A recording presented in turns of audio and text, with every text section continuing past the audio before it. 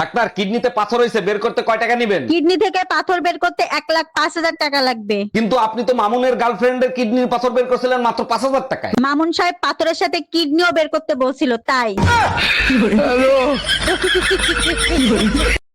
আপনার হাতে টাকা পয়সা বৃদ্ধির সাথে সাথে আপনার আশেপাশের মানুষ, বন্ধু বান্ধব, আত্মীয় স্বজন এই সব কিছুর সংখ্যাই বৃদ্ধি পাবে।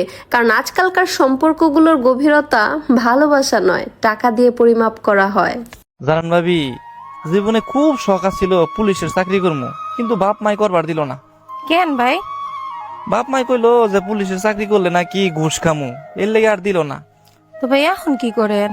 এখন আর কি করবো ভাই, জমির দালালি করি। ধুর মিয়া। কি পেঁয়াজ আনছে এগুলা? সবই তো নষ্ট। কেন? দেখেই তো আনছি। দেখে আনলে সবগুলা নষ্ট হয় কিভাবে? যেভাবে তোমাকে আনছিলাম।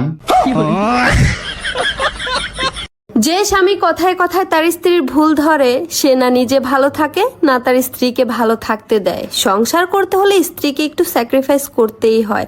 তবে প্রতিটা কাজে যদি আপনি আপনার স্ত্রীর ভুল ধরেন, তাহলে কখনোই সংসার জীবনে সুখী হতে পারবেন না। যে আমার ইচ্ছে পূরণ করবে তাকে আমি 1,00,000 টাকা দিব। কি বলো, তোমার ইচ্ছেটা কি? আমাকে 2,00,000 টাকা দেন।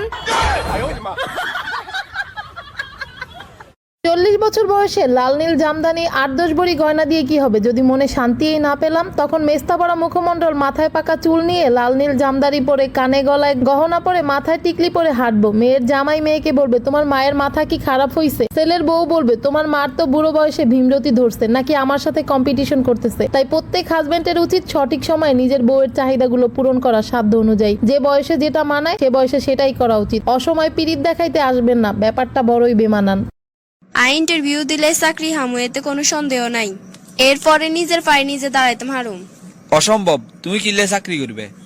আয় কি ঘরে কোনো কিছুর অভাব রাখছিনি? আয় পুরুষ মানুষ বাইরে ইনকাম করুম, তোমরা শুধু ঘরে বই এগুন খরচ করবে।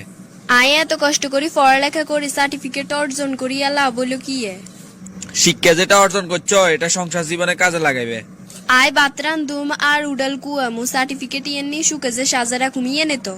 দরকার হলে তাই করবে, কিন্তু তুমি মহিলা মানুষ চাকরি করবে দরকার নাই। একটা জিনিস বুঝার চেষ্টা করো, জামাই বদনুকে যদি ইনকাম করে তাহলে সংসার জীবন সুখী হয়। লাভটা কিন্তু কাঙ্গু দুইজনেরই হইব, একটু হিসেব করিস। দরকার নাই আর এত সুখের। আজ যদি আমি বেকার ঘরে বইটা হইতাম তাইলে মানে লইতাম তুমি বাইরে যাই চাকরি করবে। আমি পুরুষ মানুষ বাইরে কষ্ট করুম, তুমিও যদি বাইরে কষ্ট করো তো এই জীবনের মানে কি? এক আজব পুরুষ লই আইয়ে আসি না, আইগেরে আর বুঝন যাইতো না। আর মায়ের দায়িত্ব দিমু জামাইগেরে বুঝে লই বেলাই। বলতে বলটু শিক্ষক বেশি বুদ্ধিমান না ছাত্র? ছাত্র স্যার। কিভাবে? এক একজন শিক্ষক এক একটা বিষয়ে পড়ায়, আর একজন ছাত্র সব বিষয়ই পড়ে।